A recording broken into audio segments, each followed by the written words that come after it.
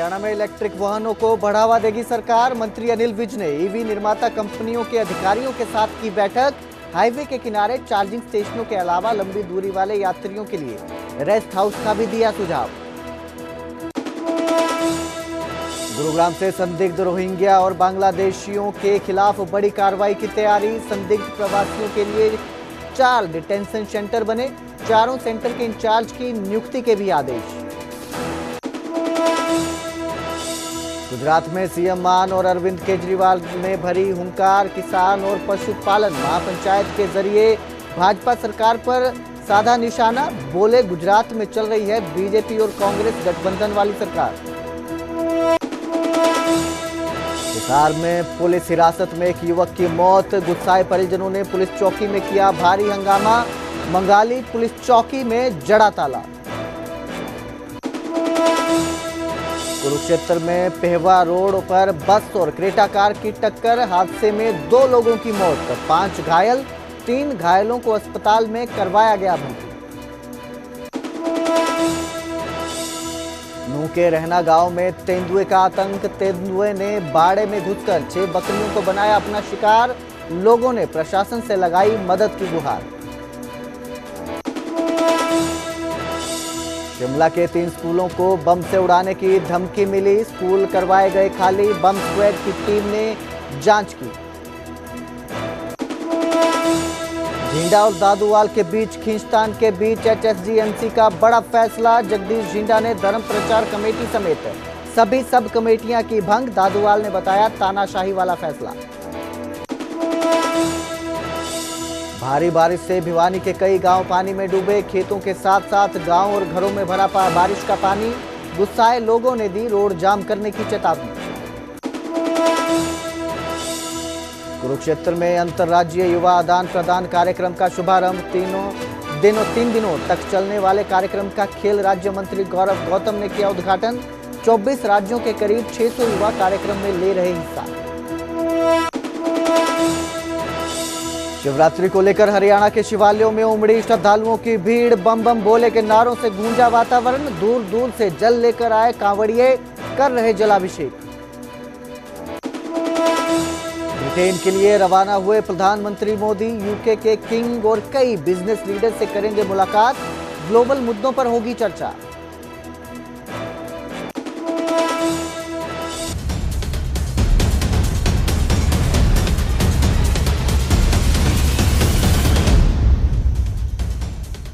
नमस्कार, स्वागत है न्यूज 18 पंजाब हरियाणा में। मैं आपके साथ कुलदीप भारद्वाज।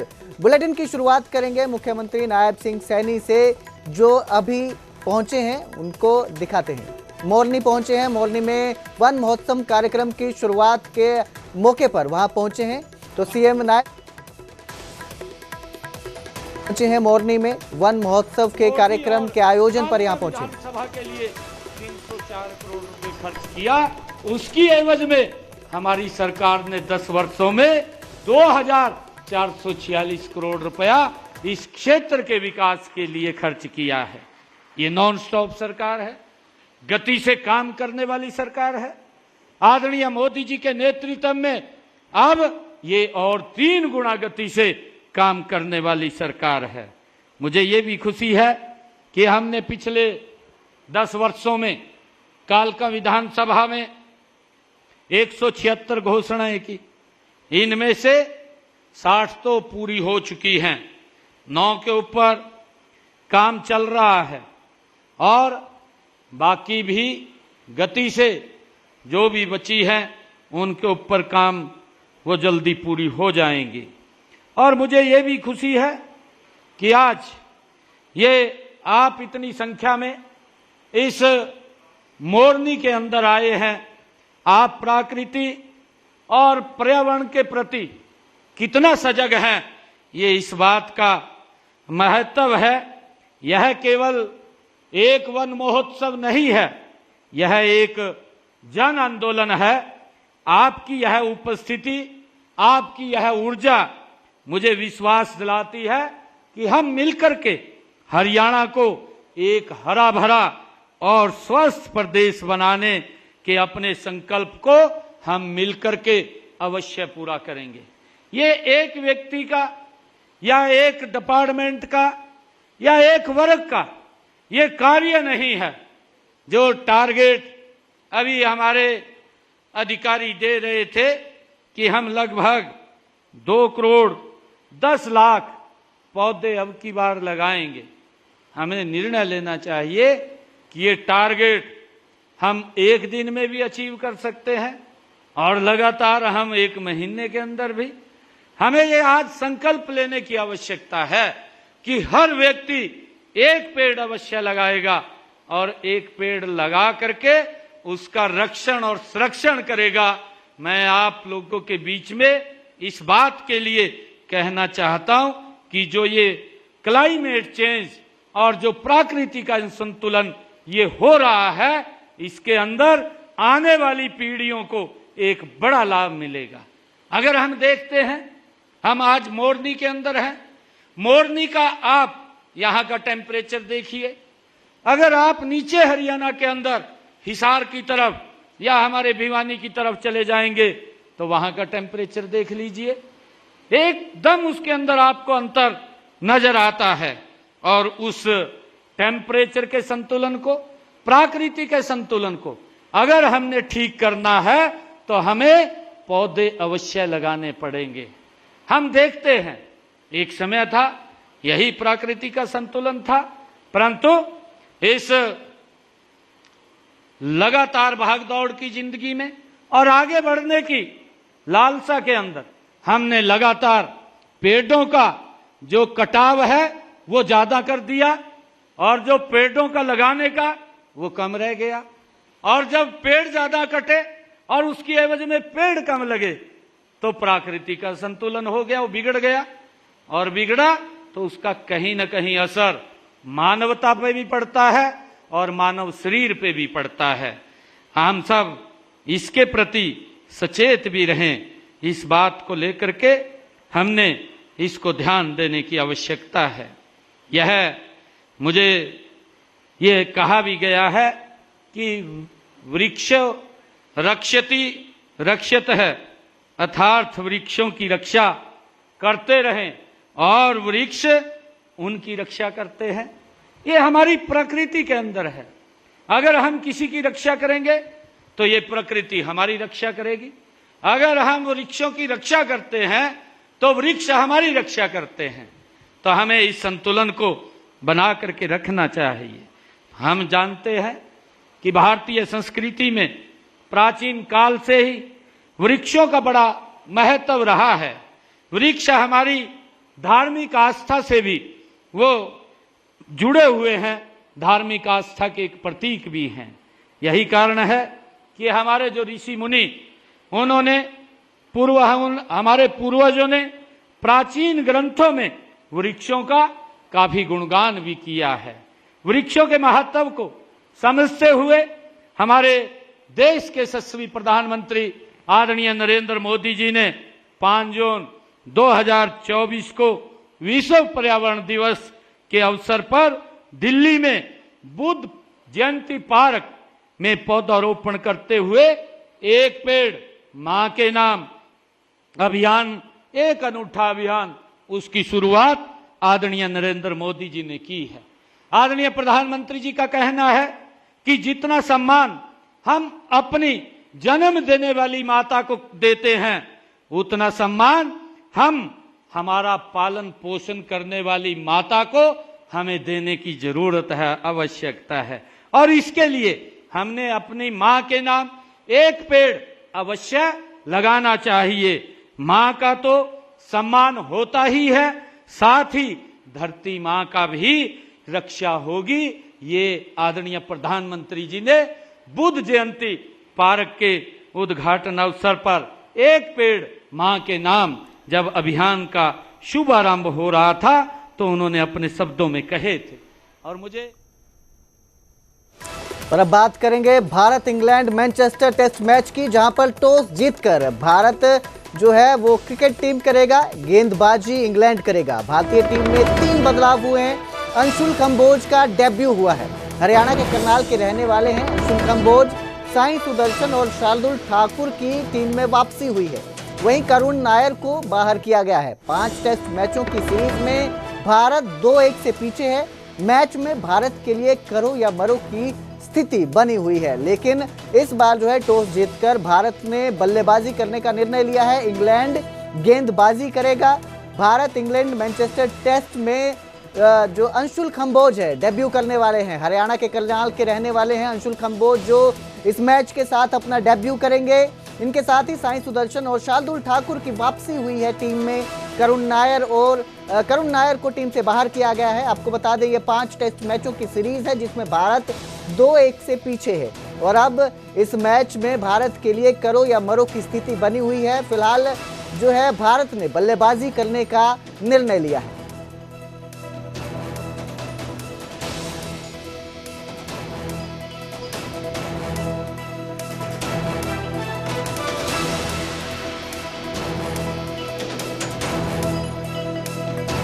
हरियाणा सरकार ने पर्यावरण बचाने की दिशा में एक और बड़ा कदम बढ़ाया है। परिवहन मंत्री अनिल विज ने ईवी कंपनियों के साथ बैठक के बाद ऐलान किया है कि राज्य में इलेक्ट्रिक वाहनों को बढ़ावा मिलेगा और जरूरी ईवी इंफ्रास्ट्रक्चर विकसित किया जाएगा।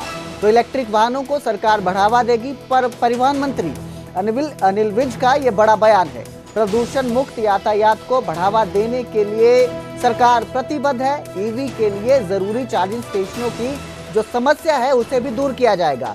ईवी कंपनियों के फुल पैकेज स्कीम के सुझाव पर विचार किया जा रहा है। अनिल विज ने यह बताया है। बैठक के बाद ईवी कंपनियों से बुनियादी ढांचे के विस्तार पर जोर देने की अपील की जाएगी। हरियाणा को ईवी इंफ्रास्ट्रक्चर पायलट स्टेट बनाया जाएगा।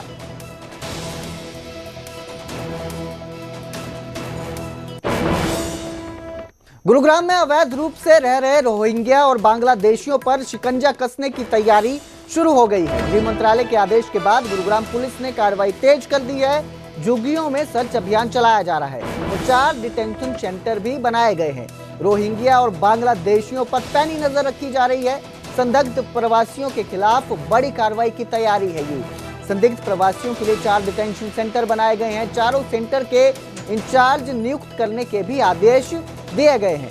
पुलिस ने कुछ संदिग्ध प्रवासियों को हिरासत में भी लिया है। सभी लोगों के दस्तावेजों की जांच की जा रही है। गुरुग्राम के बादशाहपुर सेक्टर 10, सेक्टर 40 और मानेसर में डिटेंशन सेंटर बनाए गए हैं। गुरुग्राम पुलिस की तरफ से रोहिंग्या और बांग्लादेशियों की पहचान के लिए गुरुग्राम पुलिस की तरफ से मुहिम चलाई गई है। शहर की अलग अलग झुग्गियों में जाकर पुलिस जांच कर रही है।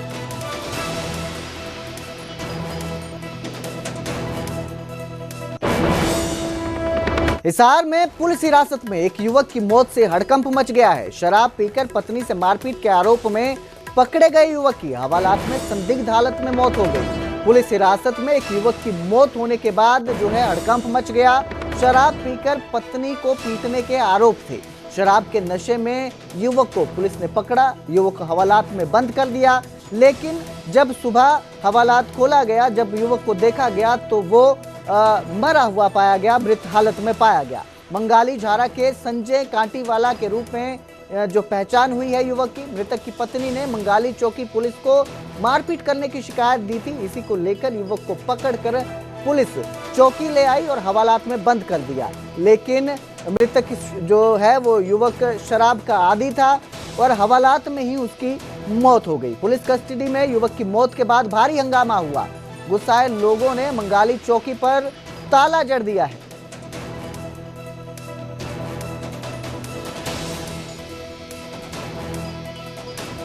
तो पुलिस हिरासत में युवक की मौत हो गई है, जिसके बाद लोगों में आक्रोश देखने को मिल रहा है। इस खबर पर ज्यादा जानकारी के लिए मेरे सहयोगी संदीप सैनी मेरे साथ जुड़े हैं।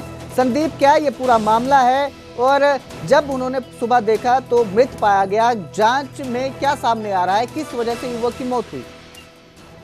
जी, ये पूरा मामला जो है मंगाली झारा गांव का युवक है संजय। वो कल उसकी पत्नी ने शिकायत दी थी कि वो शराब पीकर घर पर झगड़ा कर रहा है और मारपीट कर रहा है। उसके बाद डायल 112 मौके पर पहुंचती है और पत्नी की शिकायत पर जो संजय है उसको हिरासत में ले लेती है और मंगाली जो चौकी है वहां पर लाकर पुलिस के सुपुर्द कर देती है। तो उसके बाद उसने शराब पी हुई थी और जो उसकी पत्नी थी उसकी शिकायत के आधार पर की उन्होंने कार्रवाई करते हुए कि जो मारपीट कर रहा था कोई अपराध ना कर दे, तो इसकी वजह से उन्होंने जो बैरिक बनी हुई थी चौकी के अंदर उसमें उसको रख लिया।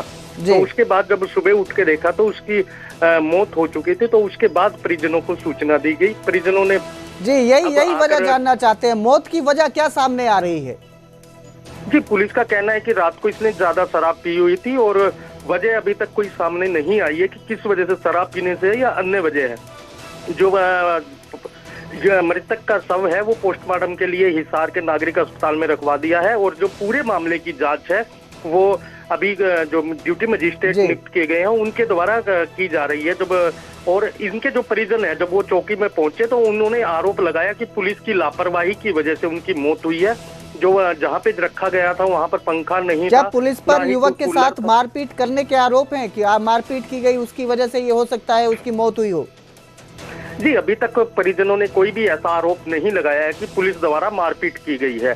पुलिस के जो परिजन है उनका आरोप है कि पुलिस की लापरवाही की वजह से ये मौत हुई है, क्योंकि जो जहां पर उनको रखा गया था वहां पर पंखा नहीं था और गर्मी की वजह से, क्योंकि शराब उसने पी हुई थी, वो तो उसकी पत्नी ने भी माना है और इसी वजह से उन्होंने कल उसकी संजय की जो पत्नी है उसने पुलिस को शिकायत दी थी। पुलिस को बुलाया था, 112 मौके पे गई थी गाँव में और ये आरोप लगाया था कि ये मारपीट कर रहा है बच्चों के साथ और मेरे साथ। उसके बाद ही पुलिस ने हिरासत में लिया था और हिरासत में लेकर जब चौकी में पहुंचे और उसको रात भर वहीं चौकी में रखा और जब सुबह उठ के देखा तो उसकी मौत हो चुकी थी। जी बहुत बहुत शुक्रिया संदीप इस पूरी जानकारी के लिए। हालांकि शख्स की मौत किस वजह से हुई, संदिग्ध परिस्थितियों में हवालात में बंद शख्स की मौत कैसे हुई, ये जांच का विषय बना हुआ है।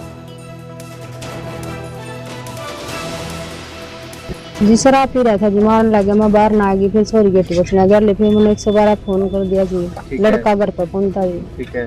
बाद में आज लड़का तो मेरे से अपना जी ठीक ठाक ले आए थे जी, तो बोल रहा था ठीक नुको था, लड़का का ऑपरेशन करा, मैंने 2 लाख रुपये लगे और बाद में हमें बेरा कौन जी, मन तो सुबह बेरा लग गया जी, 8 बजे का लग गया। फिर कमेटी के प्रधान जगदीश सिंह झींडा ने सभी कमेटियों को भंग कर दिया है। झींडा और दादूवाल के बीच खींचतान के इस फैसले को जो है, खींचतान जो चल रही है इस फैसले की वजह मानी जा रही है।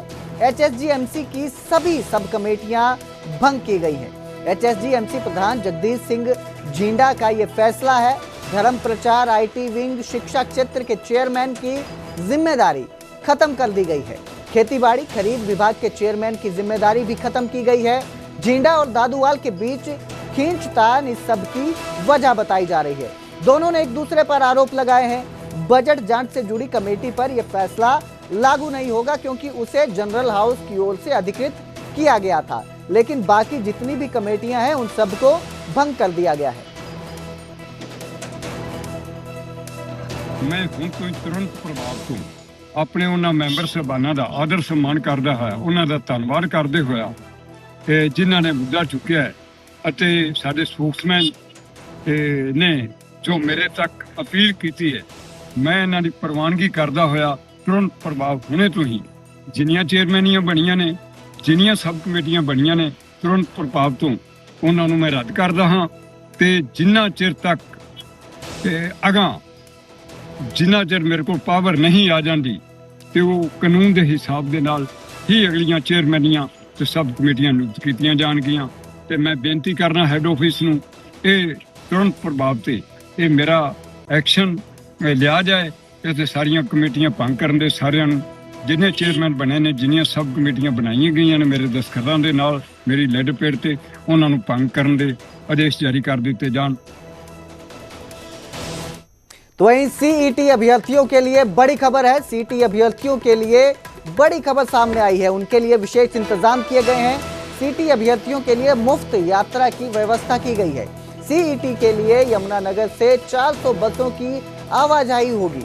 150 सरकारी और 250 प्राइवेट बसों का इंतजाम किया गया है। कॉमन एलिजिबिलिटी टेस्ट जो होने जा रहा है, इसको लेकर ये तैयारियां की गई हैं, इंतजाम किए गए हैं। 46,000 अभ्यर्थी यमुनानगर से चंडीगढ़ जाएंगे। अभ्यर्थियों को परीक्षा केंद्रों तक पहुंचाया जाएगा। 26 और 27 जुलाई को कॉमन एलिजिबिलिटी टेस्ट जो है वो होने वाला है। इसका एग्जाम है। अभी तक 4 लाख अभ्यर्थियों ने रजिस्ट्रेशन करवाया है और इसी के तहत जो इंतजाम है उनके आने जाने के लिए अभ्यर्थियों के ट्रैवल करने के इंतजाम किए गए हैं, जिसके तहत अब जो है बसों का इंतजाम किया गया है। 150 सरकारी और 250 प्राइवेट बसों का इंतजाम किया गया है। यमुनानगर से ये 400 बसें अभ्यर्थियों को केंद्रों तक, परीक्षा केंद्रों तक पहुंचाने के लिए उनका प्रबंध किया गया है। सरकार ने 26 और 27 जो एसएस बोर्ड है उसने 26 और 27 2 दिन निर्धारित किए हैं सीईटी के एग्ज़ाम के लिए। तो 26 में भी 2 शिफ्ट में एग्ज़ाम होगा, मॉर्निंग और इवनिंग, और 27 में भी मॉर्निंग और इवनिंग में शेड्यूल रहेगा स्टूडेंट्स का। जहाँ तक यमुनानगर की बात है तो यमुनानगर में हमारे यहाँ पर शिफ्ट लगभग 11,500 बच्चे आ रहे हैं। तो यानी कि 4 दिन का मिला के चले तो लगभग 45 से 46,000 बच्चा 2 दिनों में यहाँ पे एग्ज़ाम देने के लिए आए। कॉमन एलिजिबिलिटी टेस्ट को लेकर प्रशासन की तैयारियां भी जोरों पर है। सीईटी परीक्षा केंद्रों पर जैमर लगेंगे, मेटल डिटेक्टर लगाए जाने के भी निर्देश जारी किए गए हैं। परीक्षा केंद्र के आसपास गाड़ी पार्किंग पर पाबंदी है। लोगों के जमा होने पर भी रोक लगेगी। 27 और 26 जुलाई को 2 सत्रों में जो कॉमन एलिजिबिलिटी टेस्ट का एग्जाम है वो होगा। सिरसा जिले में कुल 64 परीक्षा केंद्र बनाए गए हैं। परीक्षा को लेकर प्रशासन द्वारा नोडल अधिकारी, फ्लाइंग स्क्वाड और ड्यूटी मैजिस्ट्रेटों की नियुक्ति की जा रही है। तो प्रशासन भी कॉमन एलिजिबिलिटी टेस्ट के एग्जाम को लेकर तैयारियों में जुटा हुआ है और हर तरह की गाइडलाइंस का पालन करने की बात कर रहा है। समय सीईटी की तैयारी के लिए माननीय उपायुक्त महोदय के अध्यक्षता में मीटिंग हो चुकी है, जिसमें संबंधित विभागों के अधिकारी मौजूद थे। उनको स्पष्ट निर्देश दिए गए हैं कि भी वो इसको बिल्कुल फेयर तरीके से, बिल्कुल सही तरीके से नियमानुसार इसकी परीक्षा करवाई जाएगी। और इसमें जो नोडल ऑफिसर हैं वो माननीय अतिरिक्त उपायुक्त महोदय को बनाया गया है, और जो कोऑर्डिनेटर हैं वो डिस्ट्रिक्ट एजुकेशन ऑफिसर रहेंगे। और सिक्योरिटी के लिए जो हमारा माननीय एसपी साहब हैं वो पूरी मॉनिटरिंग करेंगे इनकी, और पूरी चारों तरफ जो सुरक्षा के है वो चौकसी रखी जाएगी। इसमें कुरुक्षेत्र में विशाल युवा सम्मेलन की शुरुआत हुई। अंतर्राज्यीय युवा आदान प्रदान कार्यक्रम का शुभारंभ किया गया। खेल मंत्री गौरव गौतम ने सम्मेलन का उद्घाटन किया। सरकार की ओर से कुरुक्षेत्र विश्वविद्यालय में यह आयोजन है। 24 राज्यों के करीब 600 युवा इसमें शामिल हो रहे हैं। आज से 25 जुलाई तक 3 दिनों का ये कार्यक्रम रहेगा। 25 जुलाई को समापन कार्यक्रम में सीएम सैनी भी मौजूद रहेंगे। आज कुरुक्षेत्र में inter state youth exchange programme जो यूथ एम्पावरमेंट मिनिस्ट्री द्वारा आयोजित किया गया है, इसमें देश भर से 24 राज्यों के युवा प्रतिभा ने हिस्सा लिया है। और ये कार्यक्रम भर नहीं लेकिन पूरे भारत को जानने के लिए युवाओं को एक मौका है। वो ना अपने संस्कृति हो, प्रतियोगिताओं के माध्यम से अपने भाषण हो या एक दूसरे के भाषा हो, उसको समझने का ये युवा साथी काम करेंगे। और मुझे लगता है एक पहला ऐसा कार्यक्रम हरियाणा प्रदेश में है जिसमें भारत के सभी प्रदेशों के युवा साथियों ने आज इसमें हिस्सा लिया है। बहुत अच्छा, भव्य और दिव्य कार्यक्रम है। मैं सभी युवाओं को शुभकामनाएं देता हूं कि यहाँ से हरियाणा को जानेंगे भी और आपस में भारत के एक दूसरे के हर उस चीज़ को जानेंगे जो एक जिसमें भारत दिखाई देता है। जो नरेंद्र मोदी जी ने एक नारा दिया था, एक भारत और श्रेष्ठ भारत, एक प्रकार से उसकी छटा, एक लघु भारत की छटा आज कुरुक्षेत्र यूनिवर्सिटी में दिखाई दे रही है।